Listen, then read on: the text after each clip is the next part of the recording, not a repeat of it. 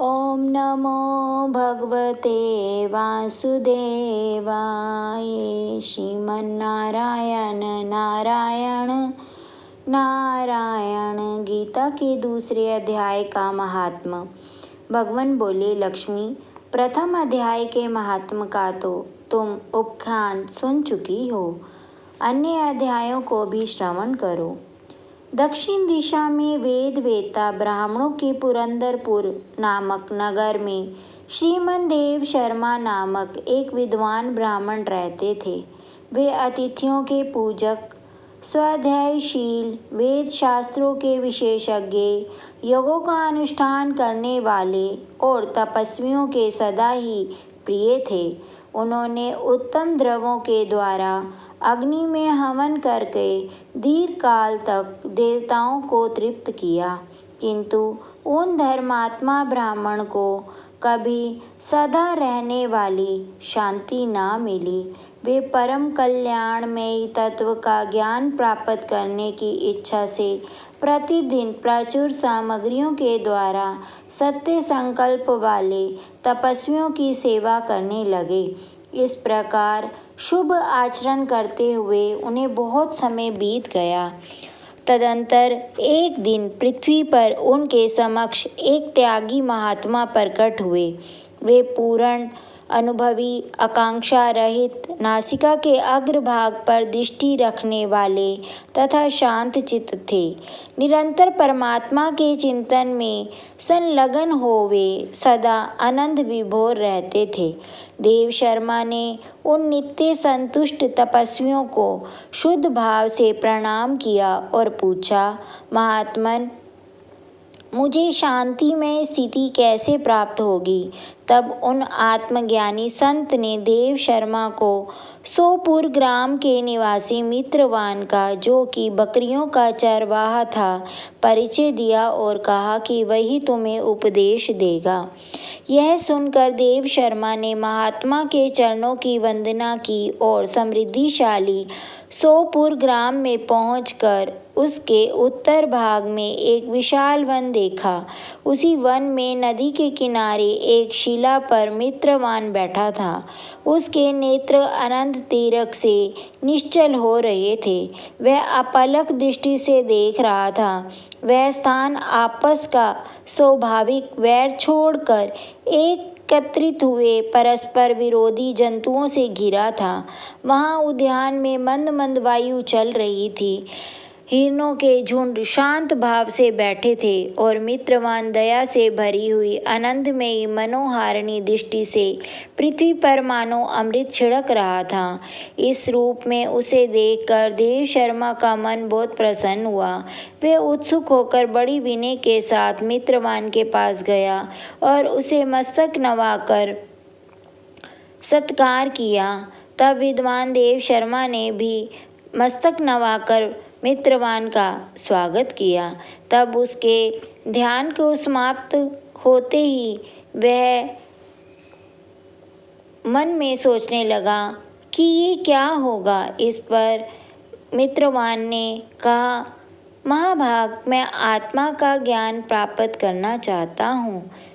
मेरे इस मनोरथ की पूर्ति के लिए मुझे किसी ऐसे उपाय का उपदेश दीजिए जिसके द्वारा सिद्धि प्राप्त हो चुकी हो। देव शर्मा की ऐसी बात सुनकर मित्रवान ने एक क्षण तक कुछ विचार किया।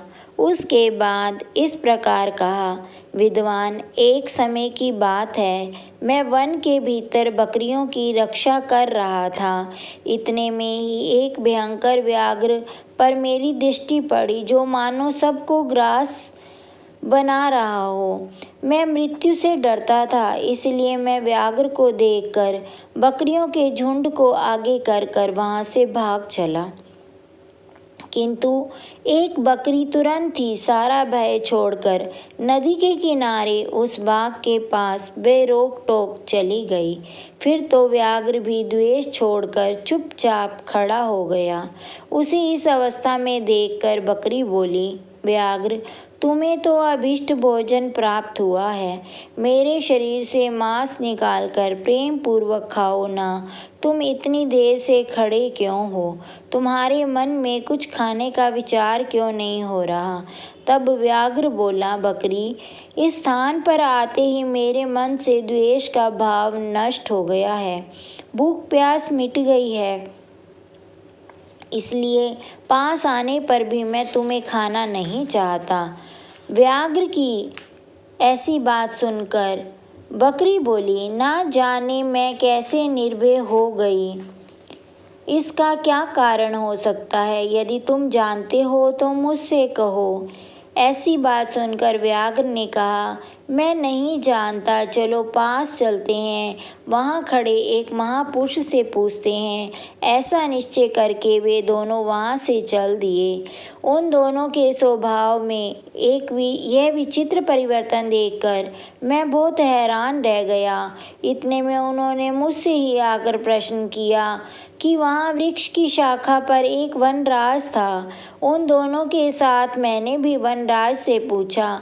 विप्रवर, मेरे प्रश्न पर वनराज ने आदरपूर्वक कहा, अजापाल सुनो, इस विषय में मैं तुम्हें प्राचीन वृतांत सुनाता हूँ। यह सामने वन के भीतर जो बहुत बड़ा मंदिर है, उसकी ओर देखो। इसमें ब्रह्मा जी का स्थापित किया हुआ एक शिवलिंग है। पूर्व काल में यहाँ सुकर्मा नामक एक बुद्धिमान महात्मा रहते थे, जो तपस्या में संलग्न थे और इस मंदिर में उपासना करते थे। वे वन से फूलों को इकट्ठा करते, नदी से जल लाते और भगवान शंकर का अभिषेक करते। इस प्रकार आराधना का कार्य करते हुए सुकर्मा यहाँ निवास करते थे। बहुत समय के बाद उनके पास एक अतिथि आया। विद्वान, मैं केवल तत्व ज्ञान की इच्छा से भगवान शंकर की आराधना करता हूँ। आज इस आराधना का फल परिपक्व हुआ जो आप यहाँ पधारे हैं।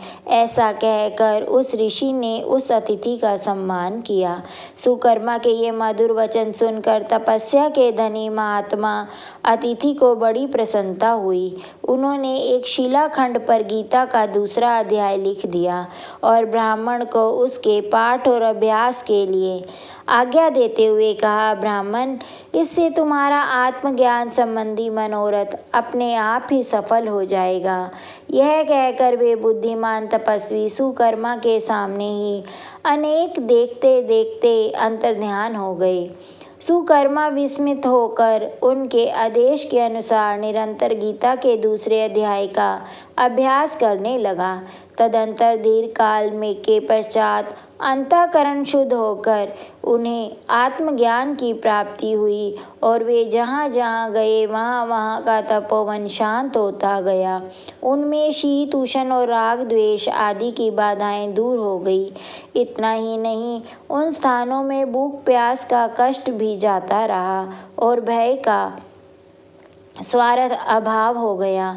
यह सब द्वितीय अध्याय के जप करने वाले सुकर्मा ब्राह्मण की तपस्या का ही प्रभाव है। तब मित्रवान ने कहा, वनराज के ये कहने पर मैं प्रसन्नतापूर्वक बकरी और व्याघ्र के साथ उस मंदिर की ओर गया और वहाँ जाकर शिलाखंड पर लिखे गीता के द्वितीय अध्याय को मैंने देखा और पढ़ा। उसकी आवृत्ति करने से मैंने तपस्याओं को पार कर लिया। भद्र पुरुष, तुम भी सदा द्वितीय अध्याय की आवृत्ति किया करो। ऐसा करने से मुक्ति तुमसे दूर नहीं रहेगी। प्रिय मित्रवान के इस प्रकार आदेश देने पर देव शर्मा ने उसका पूजन किया और उसे प्रणाम करके पुरंदरपुर की राह ली। वहाँ किसी देवालय में पूर्वोक्त आत्मज्ञानी महात्मा को पाकर उन्होंने यह सारा वृतांत निवेदन किया और सबसे पहले उन्हीं से द्वितीय अध्याय को पढ़ा। उनसे उपदेश पाकर शुद्ध अंतःकरण वाले देव शर्मा प्रतिदिन बड़ी श्रद्धा के साथ द्वितीय अध्याय का पाठ करने लगे। तब से उन्होंने अनवद्य प्रशंसा के योग्य बनकर परम पद को प्राप्त किया। इस तरह से भगवान विष्णु ने माता लक्ष्मी को द्वितीय अध्याय का महात्म्य बताया। जो भी भक्त इस महात्मा को श्रद्धापूर्वक एक बार सुनता है उसको अनंत शांति की प्राप्ति होती है। बोलो जय श्री विष्णु भगवान की जय।